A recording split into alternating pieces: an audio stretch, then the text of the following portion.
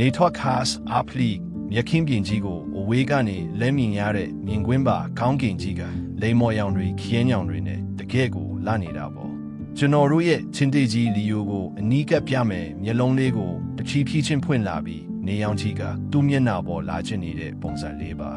ပြီးတော့လီယိုထရက်ပြီးအပြင်းကြောကြီးတစ်ချက်လာအောင်ဆန့်လိုက်တဲ့ညာကတင်နေတဲ့နင်းဆက်လေးတွေလွင့်သွားအောင်လေဆံမွေးတွေကိုခါလိုက်သေးတာ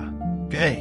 အခုဆိုရင်တော့လီယိုတယောက်တူးနေမြေထဲမှာခန့်ခန့်ညားညားနဲ့လမ်းလျှောက်နေပြီးမြက်ခင်းတွေကြားထဲမှာရှောက်ရင်ဘေးပတ်ပတ်လေကိုစူးစူးဆိုင်ဆိုင်ကြည့်နေတာပေါ့လမ်းလျှောက်ရင်ခါနေတော့ရေကန်လေးတစ်ခုနာရောက်သွားတယ်လီယိုရေကိုငုံတောင်းနေတော့ရေထဲမှာသူ့မျက်နှာပုံရိပ်ကြီးကထင်နေတာတကယ်ကိုအားရှိစရာကြီးပဲ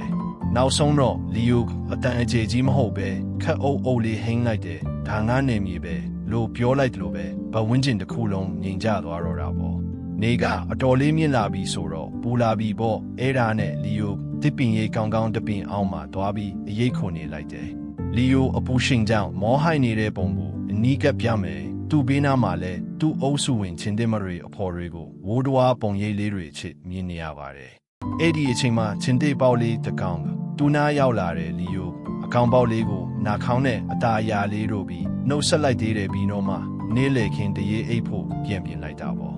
အခုဆိုရင်တော့နေဝင်သွားပြီးအရေးတွေလည်းရှီထွက်လာပြီးပေါ့လီယိုပြန်နိုးလာပြီးသူ့ရဲ့နေမြေဆုံးထိတစ်ခေါက်ထပ်ပြီးအကဲခတ်ကြည့်လိုက်တယ်ပြီးတော့လီယိုတက်တောင့်တက်တာရှိတယ်ကြောက်ဆောင်ကုန်းမြင့်လေးပေါ်တက်ထိုင်လိုက်တယ်ခေါင်းကင်မှာဂျယ်လေးတွေထွက်လာချိန်မှာဒူဘိုင်နဲ့ဖူရင်နိုင်ငံတော်ကြီးကိုကြည့်နေတာတကယ်ကိုခက်ညားလိုက်တာဗျာ